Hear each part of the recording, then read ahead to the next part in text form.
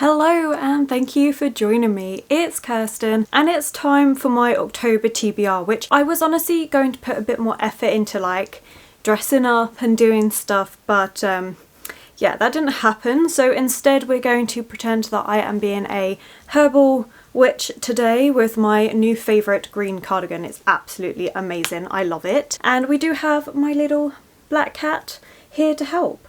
So you know, it sort of works. I'm not currently taking part in any readathons this month. There is always loads in October to take part in. I may decide to take part in them a bit later. If I do, I will do a separate TBR video for those, but currently I'm not really planning on doing anything apart from continuing on with the Magical Aurelium readathon hosted by G at Book Roast, because I do want to carry on with the novice path, finish off building my character and everything, but I talked about that in last month's TBR game. So without further ado, let's get straight to my TBR game. Now, as usual, rules haven't changed. I'm going to roll a 6 coloured sided dice. Each colour represents a different prompt that I have to fulfill. I can't double up on the prompts, and if I roll the same colour twice, I have to re-roll, but if it comes up 3, 4, it doesn't matter. It's only on the second time that I re-roll, otherwise it gets a bit out of hand. Right, with the rules out the way, let's choose our 6th prompt for the month. Now, the last few times I've chosen this prompt, it's then been the very first one that's come up, so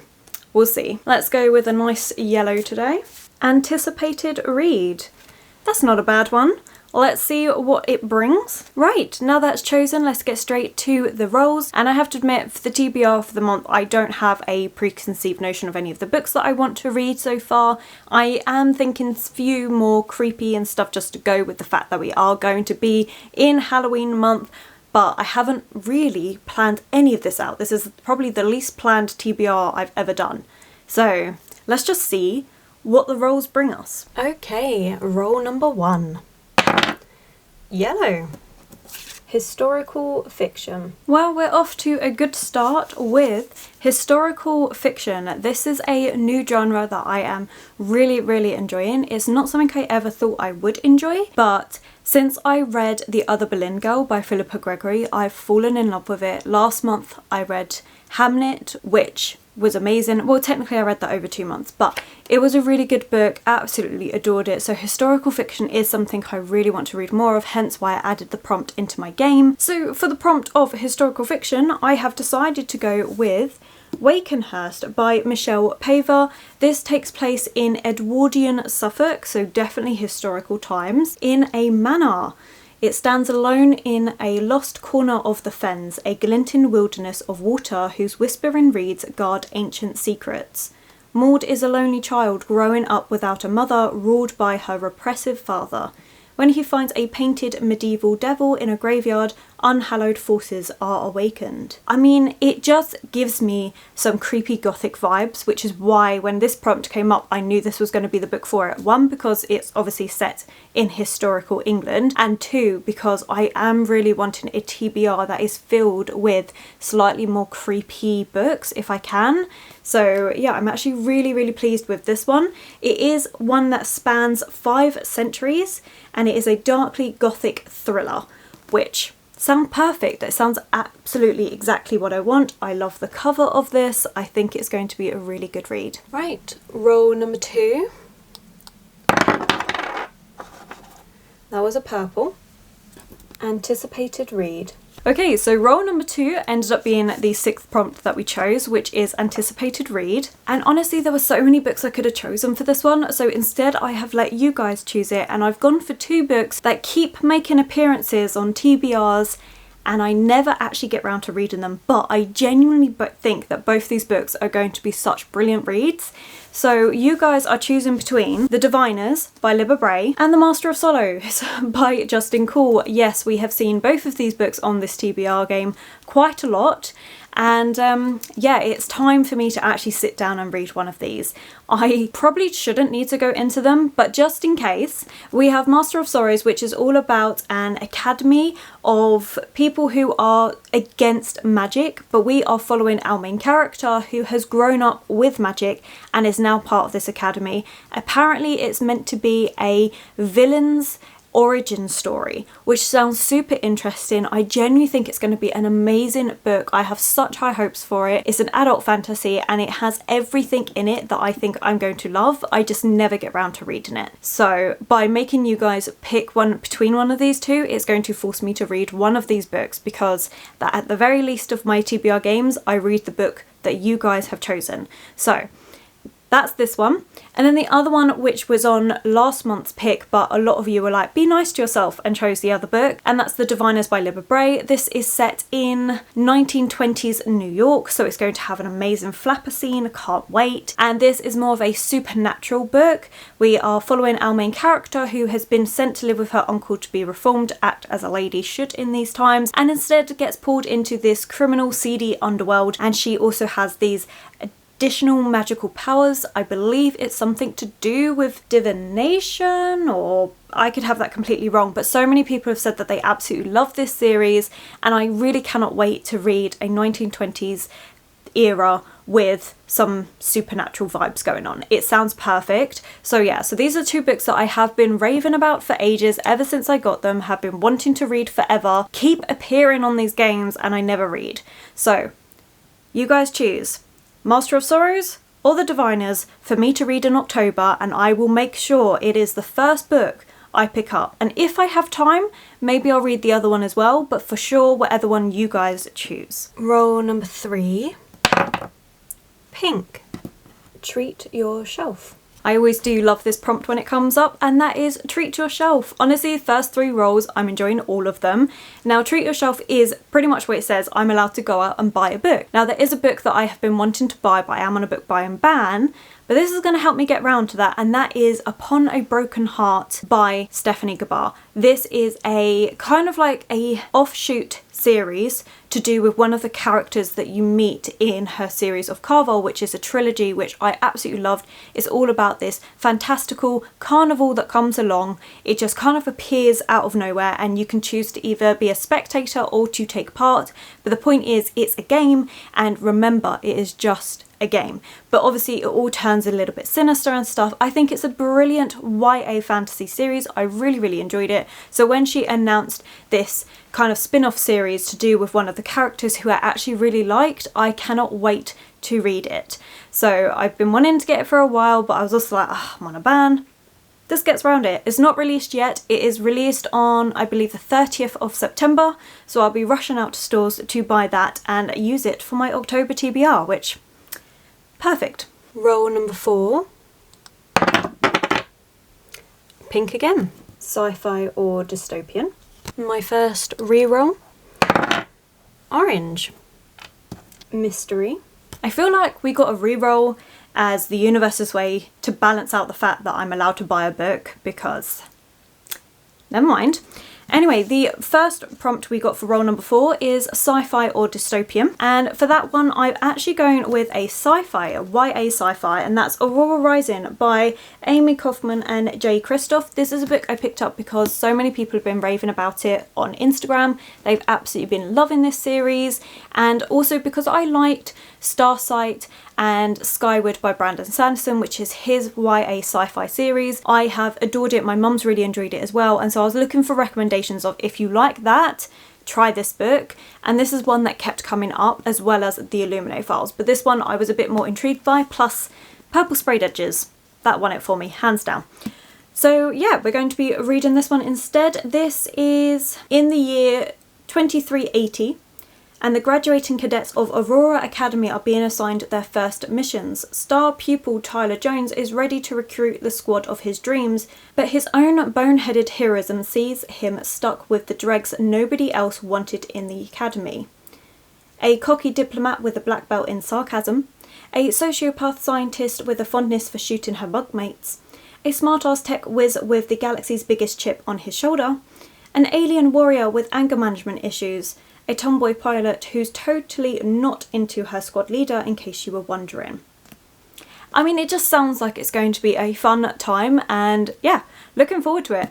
I genuinely don't know what to expect. I just know that people have felt in love with this series, really been enjoying it, and I believe there's 3 books out now, or I could have that wrong, but yeah, it seems like it's going to be a fun time. Oh, I forgot to mention which books of these are going to pair up with the Aurelia Magical Readathon, which I will go over at the end in case you're wondering. So for the second roll, or roll number 4, we got Mystery, which honestly, autumn mysteries, perfection. So of course I decided to go with another classic, and that is Sign of the Four by Arthur Conan Doyle. This is the second book in the Sherlock Holmes books in the order to read them in. As you know, last month, or technically this month when I'm filming it, basically in September, I read Hound of the Baskervilles, which was out of order, but I read that for a theatre and dinner that I was going to. So I'm quite happy to get back into it and go back to the start again and read the second book. I'm not sure what this one is about. I don't really want to know. All of these books are super short and quick to read. So I feel like if you know what they're about going into them, it kind of gives away a lot of things. So I'm really happy not to know anything about it. But I'm very happy to look forward to another mystery that has Dr. Watson and Sherlock Holmes at the centre. Roll number 5. Green. Manga or graphic novel? A nice easy prompt for roll number 5, which was manga or graphic novel. I've decided to go with manga and going with Dracula by Bram Stoker. This is something that I'm so excited to get into. They are doing all the classic books as mangas. Well, not all of them, but a lot of the more favourite ones. And of course I have to read Dracula. We are going to be in Halloween. I can't not read it. So I'm very excited to read the manga variation of this, see what I think. I don't really need to go into detail but too much about what this is. It is Dracula. He's a vampire story and it's all about Jonathan Harker and Mina who get tangled up with this vicious Count Dracula, which I loved. Honestly, I'm really excited to read the manga version of it. It's definitely something I want to be collecting all of them. They've also got them for Frankenstein, a couple of the Shakespeare plays, things like that. I think they're so good, especially if you're worried about getting into the classics. These are such a good way of doing it. Okay, 6th roll. Oh, orange again. Bright colour on the cover. A re-roll. Purple again. Adult fantasy. Another reroll. Orange. New to me author. Roll number 6. 3 prompts for roll number 6. That was a lot. But never mind, we're making the most of it. So first one we had was bright colour on the cover. And I have gone with Daphne du Maurier's Rebecca, which has these beautiful bright red flowers on the cover. I've been wanting to read this specifically for October because it's meant to be such an influential novel that has a way of... Actually, let me read what it says. One of the most influential novels of the 20th century, Rebecca has woven its way into the fabric of our culture with all the troubling power of myth or dream. A stunning book. That just sounds perfect. I believe this one is meant to be a slightly more creepy read. We are following Rebecca, who falls in love with this handsome widower, but when she goes to his home, she starts being haunted by his previous wife.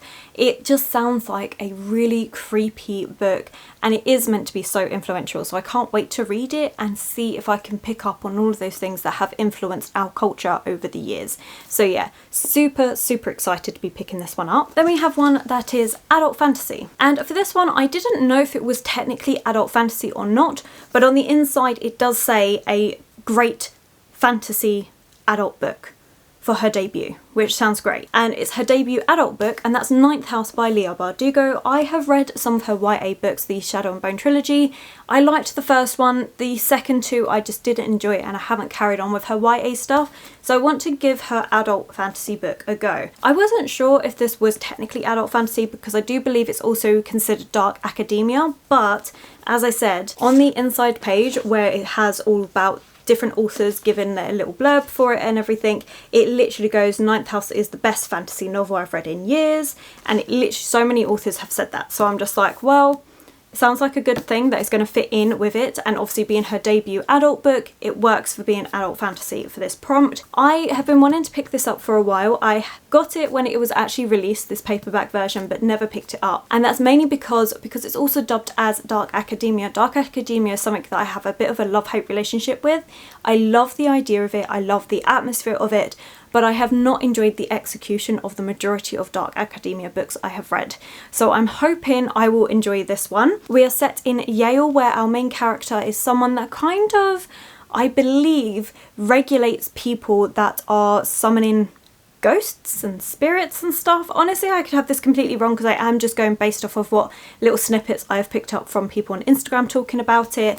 But I do love the book. I'm loving the black sprayed edges, and I do believe there is meant to be a second book coming out as well. So it seems like a good time to try it, going along with the creepier themes, and fits for the prompt quite well. So we'll see. Okay, and the very last prompt of the month is a new to me author, and for this one I have gone with a book that again I have been putting off deliberately until this time of the month, which is obviously Halloween and all those spooky vibes, and that is Dracula's Child by J.S. Barnes. This is a book I saw in Waterstones and picked up without even thinking about it because it was Dracula's Child. I love retellings of classics, as everybody knows, especially our gothic classics. They're my absolute favourites to read retellings of. I had a quick little flick through. It's laid out in journal entry format, which is the exact same as the original Dracula classic, and I'm just so excited. And literally on the back it says, "The dark heart of Bram Stoker's classic is reborn."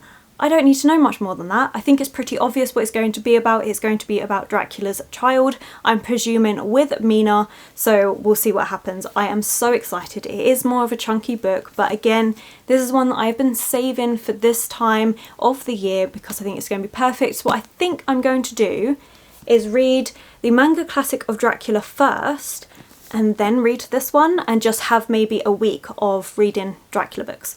It just sounds like it's going to be so good.